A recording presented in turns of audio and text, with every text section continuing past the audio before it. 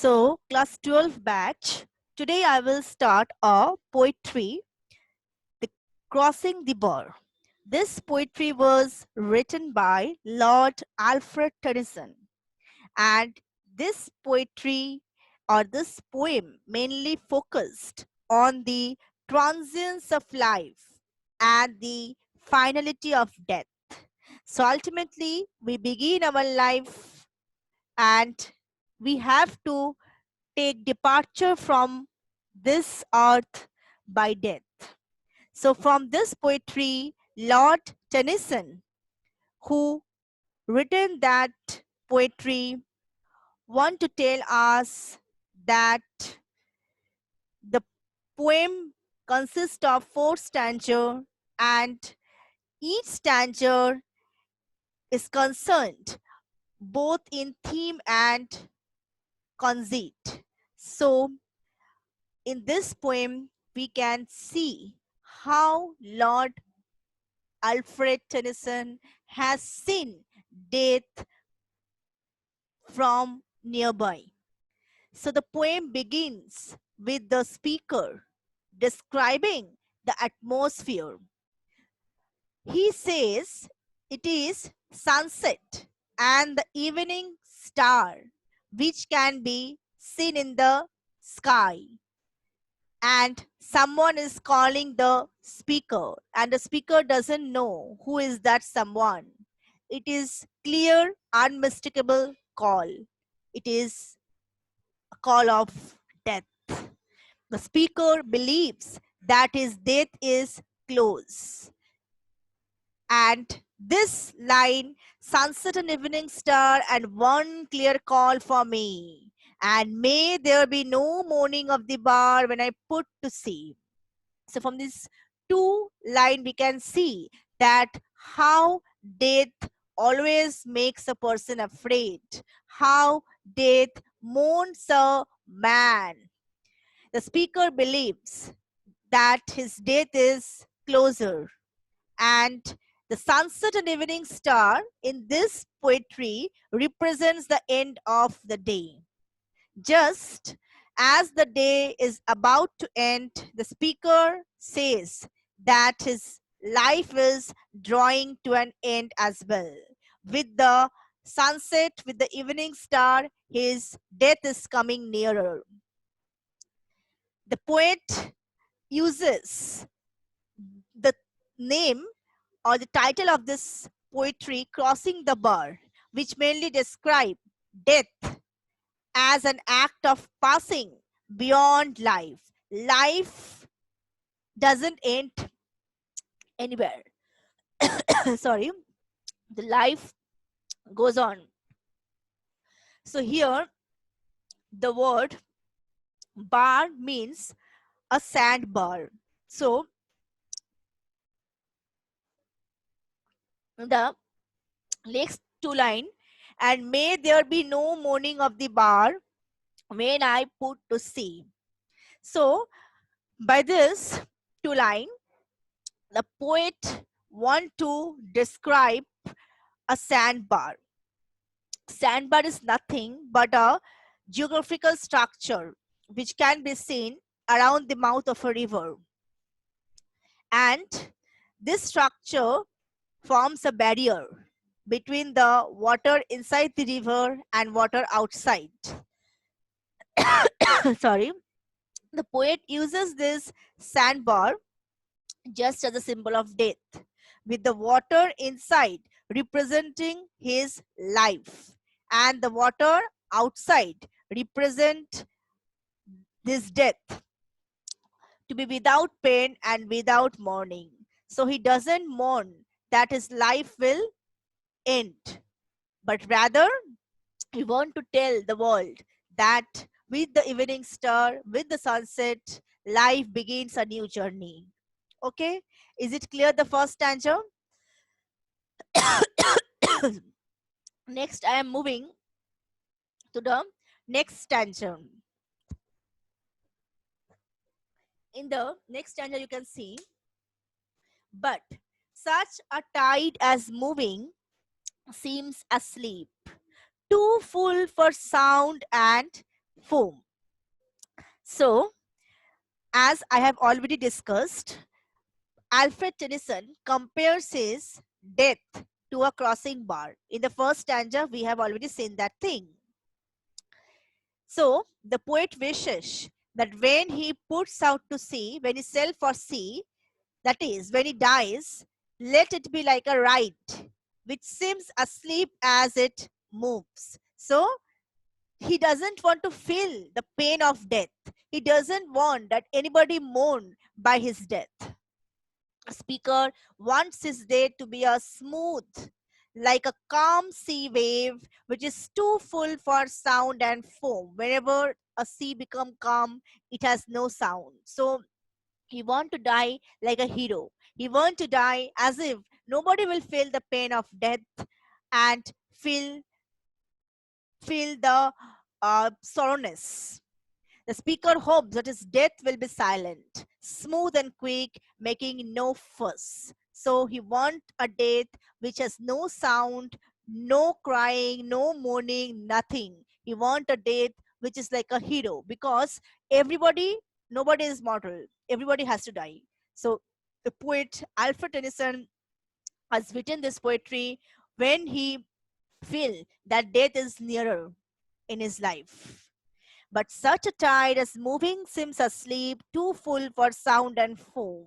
When that which drew from out the boundless deep turns again home. So we can see here in the next two line, the poet uses the example of the river and the sea to express the kind of death he wishes for himself. That means Alfred Tennyson is expressing his death with the nature. The water from the sea evaporates and turns into clouds. These clouds bring rain. It is a weather cycle, you know very well in your assistant in science portion have already studied. And this clouds, when it bring rains, it enter that water into the river, and this river to flow carrying their water and eventually pouring it into the sea. That means whenever evaporation takes place, it forms clouds. So clouds results in precipitation. When precipitation form, then the water fall into the ground in into a river, into a pond, into a lake, and this river, pond, lake meet into a sea, thus forming a bigger channel. Thus the cycle is completed and the water returns from where it came. So again the evaporation starts. So it's like a cycle. So everybody, whenever a person has come into this world, that person has to depart from this world. It is a very factual and natural truth. Thus complete a cycle and the water returns from where it came. So it's absolutely clear to you all.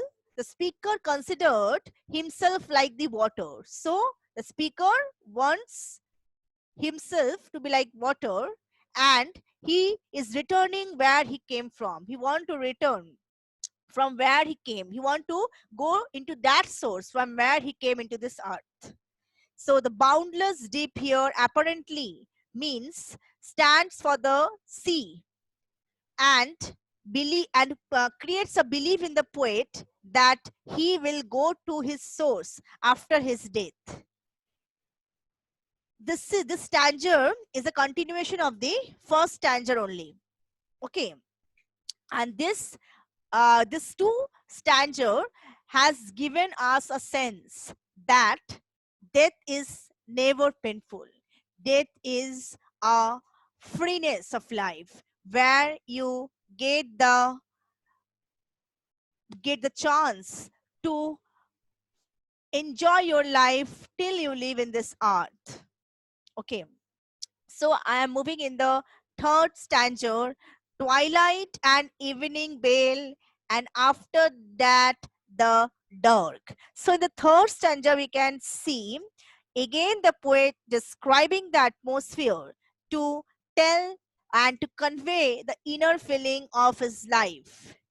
Here again the poet describes that it was a sunset when when the poet started the poem. But now it is twilight. The sun has already gone, as we have already discussed, and dusk is settling. The speaker can hear the evening bell. That means the night is approaching and the darkness is coming.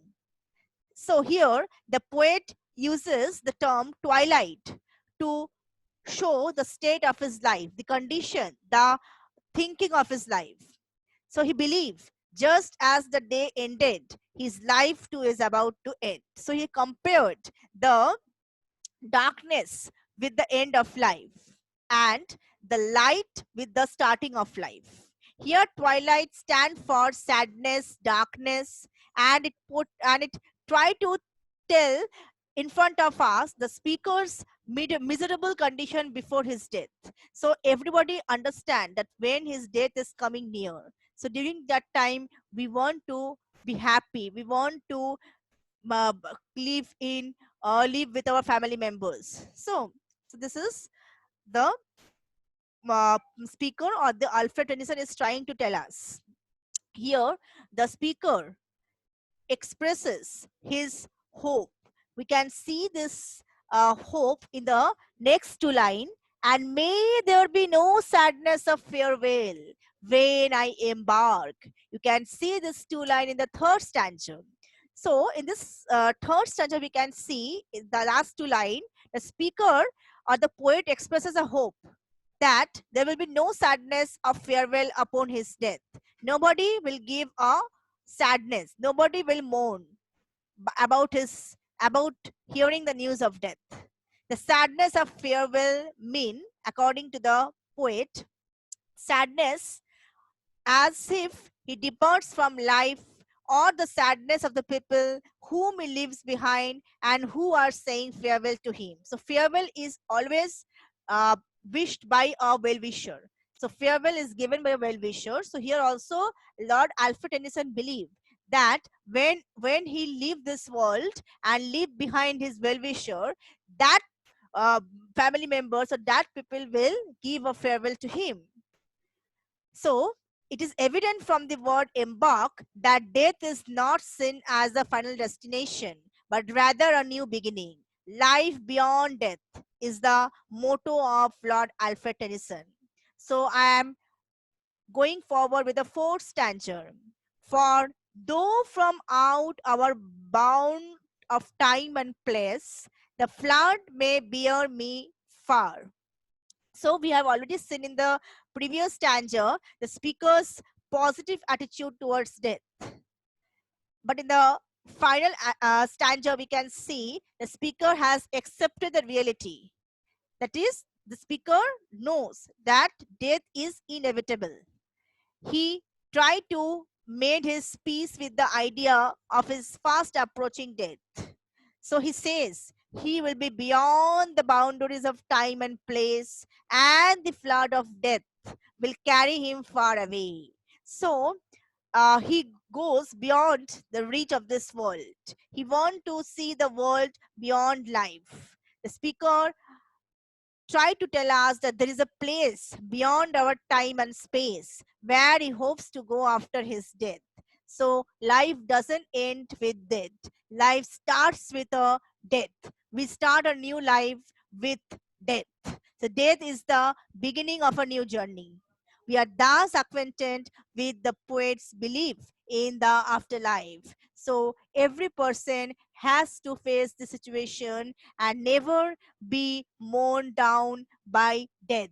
Always think that you are in this world to perform your duties. Whenever you perform your duties, it is better to leave this world and give a chance to another person to leave the world. So always try to appreciate death and never become mourn for death. So this poetry is very much inspirational poem, and through this poetry you can suggest your all members of the family that never feel that you are coming near a death. Rather feel that you are performing your duty and given this chance to another person to perform the same duty for himself. So in this final stanza, we can see that the speaker hopes to see his pilot. See here, to see his pilot face to face when he will have across the birds. So see here, the flood may bear me far. I hope to see my pilot face to face. So here, pilot means is a direct reference to God. Pilot is a God. So here, whenever God give a signal that your work has been finished, then we have to depart. So the speaker waiting for the reference to God and the pilot. So here we can see that the speaker, Alfred Tennyson, has a peculiar views on religion. We can see on the one hand, he disapproved of Christianity, while on the other, we see the religious things and ideals in his work.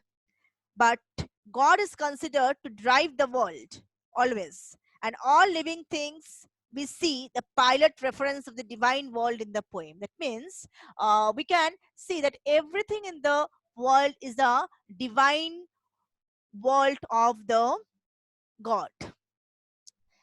And the poet thus ends this poetry on a positive note, and the poet accepting the finality and the end result of death and hope to meet with God in the afterlife and lead a better life than the previous one.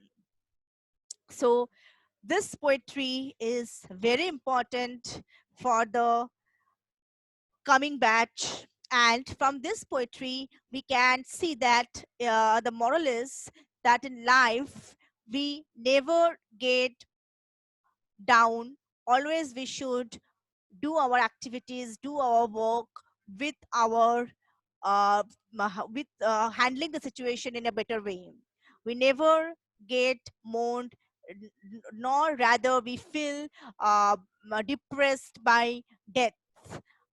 Life has given us whenever you feel that your death is nearer or your life will end, I will not be able to perform, then always think positive that life has given you a chance to do this activity again. Whenever you failed in your life, we feel that we want to commit suicide, we want death, we want to end our life. So never be mourned up, always try to try to make your brain suggest that uh, that the God has given you a chance so that you can perform better in the next time. So here Lord Alfred Tennyson has given us this teaching that one should always think positive and think that the next life will be much better than the previous one. And whatever pilot or the God has given us, it is enough for a world to be beautiful. So I'm ending my session here. If you have any problem from this poetry, you can contact me. Okay, so thank you, class.